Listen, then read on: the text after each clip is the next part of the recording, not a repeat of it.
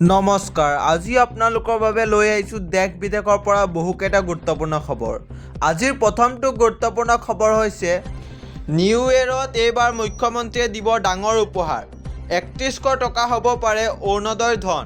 সমগ্ৰ অসমবাসীক উদ্দেশ্য কৰিব বৃহৎ ঘোষণা। ১ জানুৱাৰীতে মুখ্যমন্ত্ৰীয়ে সংবাদমেলযোগে কৰিব ডাঙৰ ঘোষণা। ১ জানুৱাৰীতে মুখ্যমন্ত্ৰী সংবাদমেলযোগে কৰিব ডাঙৰ ঘোষণা। ১ জানুৱাৰীৰ পৰা বৃদ্ধি পাব অৰুণোদয়ৰ ধন। লগতে আৰম্ভ হ'ব বাবু আঁচনি। ৰেচনত আছে নতুন নিয়ম। অসমবাসীৰ বাবে নতুন চিন্তা, নতুন পৰিকল্পনাৰ কথা ঘোষণা কৰিব মুখ্যমন্ত্ৰীয়ে। এইখন চৰকাৰে দিয়া প্ৰতিশ্ৰুতি ১০০% পালন কৰিছে। নিউ ইয়েৰত এইবাৰ মুখ্যমন্ত্ৰীয়ে দিব ডাঙৰ উপহাৰ। ৩১০০ টকা হ'ব পাৰে অৰুণোদয় আঁচনিৰ ধন। সমগ্ৰ অসমবাসীক উদ্দেশ্য কৰিব বৃহৎ ঘোষণা। ১ জানুৱাৰীতে মুখ্যমন্ত্ৰীয়ে সংবাদমেলযোগে কৰিব ডাঙৰ ঘোষণা। আজিৰ পৰৱৰ্তী খবৰটো হৈছে প্ৰচণ্ড শীতে কঁপাইছে ৰাজ্য। উজনিৰ পৰা নামনিলৈ দেখা গৈছে ডাঠ কুঁৱলীৰ আৱৰণ। নিশা বাহন ওলোৱাৰ পূৰ্বে সাৱধান হওক। ৩১ ডিচেম্বৰ পৰ্যন্ত ৰাজ্যৰ ২৯ জিলাত পৰিব প্ৰচণ্ড ঘন কুঁৱলী। কুঁৱলীক লৈ বতৰ বিজ্ঞান কেন্দ্ৰৰ আগজাননী। ঘন কুঁৱলীৰ মাজত পিকনিকত যোৱাৰ পৰা সাৱধান আপোনালোক। জানুৱাৰীত আৰম্ভণিতে ৰাজ্যত প্ৰচণ্ড কুঁৱলীৰ আচ্ছাদন। পুৱাৰে পৰা ঘন কুঁৱলীয়ে আৱৰি ৰাখিছে চৌদিশ। কুঁৱলীৰ লগতে অনুভূত হৈছে প্ৰচণ্ড জাৰ। ৰাষ্ট্ৰীয় পথ হেডলাইটত জ্বলাই আগবাঢ়িবলৈ হৈছে বাহন। ৰাজ্যৰ বিভিন্ন প্ৰান্তত ঘন কুঁৱলীৰ আচ্ছাদন। কেইবাখনো জিলালৈ সতৰ্কবাণী। ৰাজ্যৰ জিলাসমূহলৈ বতৰ বিজ্ঞান বিভাগে জাৰি কৰিছে য়েল্লো এলাৰ্ট। কোকৰাঝাৰ, ধুবুৰী, দক্ষিণ হালমাৰা, গোৱালপাৰা, নগাঁও, পশ্চিম কাৰ্বি আংলং, হোজাই, কাৰ্বি আংলং, হাইলাকান্দি, শ্ৰীভূমি, মাজুলী, যোৰহাট, শিৱসাগৰ, চৰাইদেউ, ডিব্ৰুগড় আৰু তিনিচুকীয়া জিলালৈ য়েল্লো এলাৰ্ট জাৰি কৰিছে।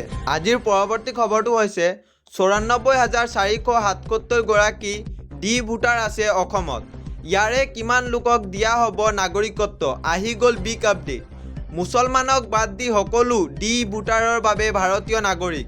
মুছলমানক বাদ দি কোন কোন ধৰ্মাৱলম্বীয়ে পাব ভাৰতীয় নাগৰিকত্ব? মুছলমানক বাদ দি শিখ, পাৰ্চী, জৈন, খ্ৰীষ্টান আৰু বৌদ্ধ ধৰ্মাৱলম্বীয়ে ভাৰতীয় নাগৰিকত্ব পাব। সুপ্ৰিম কোৰ্ট আৰু ভাৰত চৰকাৰৰ নিৰ্দেশত অসমত ডি ভোটাৰৰ সমস্যা শেষ হ'ব। আফগানিস্তান, পাকিস্তান, বাংলাদেশৰ পৰা জীৱন আৰু ধৰ্ম ৰক্ষাৰ বাবে ভাৰতলৈ আহিছিল নিপীড়িত লোকসকল। নিপীড়িত অমুছলমান লোকসকলৰ বিৰুদ্ধে ট্ৰিবিউনেলত চলি থকা ডি ভোটাৰ গোচৰ প্ৰত্যাহাৰ। অসমত মুছলমানৰ লগতে হিন্দু, শিখ, পাৰ্চী, জৈন, খ্ৰীষ্টান আৰু বৌদ্ধ ধৰ্মাৱলম্বীৰ মুঠ ৯৪,৪৭৭ গৰাকী ডি ভোটাৰ আছে। এইসকলৰ পৰা মুছলমানক বাদ দি বাকীসকলক প্ৰদান কৰা হ'ব ভাৰতীয় নাগৰিকত্ব। ৯৪,৪৭৭ গৰাকী ডি ভোটাৰ আছে অসমত বৰ্তমান। ইয়াৰে কিমান লোকক দিয়া হ'ব নাগৰিকত্ব? আহি গ'ল এটা বিগ আপডেট। মুছলমানক বাদ দি সকলো ডি ভোটাৰে পাব ভাৰতীয় নাগৰিকত্ব। আজিৰ পৰৱৰ্তী খবৰটো হৈছে খেৰণী কাণ্ডৰ পাছতে বৃহৎ সিদ্ধান্ত ৰাজ্য চৰকাৰৰ। কাৰ্বি আংলঙত শীঘ্ৰেই হ'ব বৃহৎ উচ্ছেদ অভিযান। BGR, PGR ভূমিৰ বাদ দি বুকুলিওৱা ইৰেকশ্যনত চলিব উচ্ছেদ। যিসমূহ ভূমিত বেদখল হৈ আছে উচ্ছেদৰ সিদ্ধান্ত। কাৰ্বি পৰিষদ শপতনামা দাখিল নকৰাৰ বাবেই বিচাৰত বাধা। আদালত ৫ জানুৱাৰীৰ ভিতৰত শপতনামা গ্ৰহণ কৰা হ'ব। BGR, PGRত থকা চৰকাৰী কাৰ্যালয় উঠাই অনাৰ সিদ্ধান্ত। BGR, PGR ভূমিত সকলো ট্ৰেড লাইচেন্স বাতিলৰ সিদ্ধান্ত। ৮,০০০ বিঘা মাটিত ফেন্সিং মাৰি বাননীকৰণৰ সিদ্ধান্ত। খেৰণীত নিহত পৰিয়াললৈ ১০ লাখ টকাৰ সাহায্য ঘোষণা। পৰিষদৰ ফালৰ পৰা দিয়া হ'ব চৰকাৰী চাকৰি। আদালতত চলি থকা বিচাৰৰ প্ৰক্ৰিয়াৰ বাবে চৰকাৰে কৰিব আবেদন। শীঘ্ৰেই আদালতৰ কাষ চাপিব ৰাজ্য চৰকাৰ। ৰায়দান প্ৰক্ৰিয়া তীব্ৰতৰ কৰিবলৈ আবেদন কৰিব ৰাজ্য চৰকাৰে। খেৰণীৰ ২৭ প্ৰতিনিধিৰ দলীয় আলোচনাত সিদ্ধান্ত ৰাজ্য চৰকাৰৰ। খেৰণী কাণ্ডৰ পিছতেই বৃহৎ সিদ্ধান্ত ৰাজ্য চৰকাৰৰ। BGR, PGR ভূমিৰ বাদ দি বুকুলিওৱা ইৰেকশ্যনত চলিব উচ্ছেদ অভিযান।